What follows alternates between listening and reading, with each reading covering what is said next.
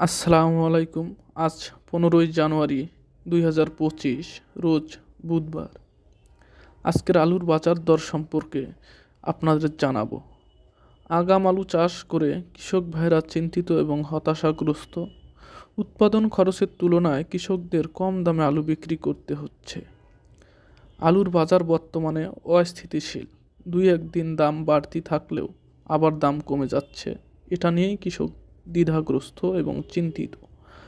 আলুর বৃহত্তর বাজার কাউরান বাজারে আজকের সাদা আলুর দর ছিল প্রতি কেজি 26 থেকে 30 টাকা এবং লাল আলুর দর ছিল 24 থেকে 28 টাকা। মাঠ পর্যায়ে দেশের বিভিন্ন প্রান্তে কৃষক 19 থেকে 22 টাকা পর্যন্ত আলু বিক্রি করেছেন। বিভিন্ন ব্যবসায়ী ভাইদের সাথে কথা বলে জানা গেল আগাম আলু অনেক এলাকায় শেষের দিকে, সামনে আলুর দাম বাড়বে মাঠ পর্যায়ে।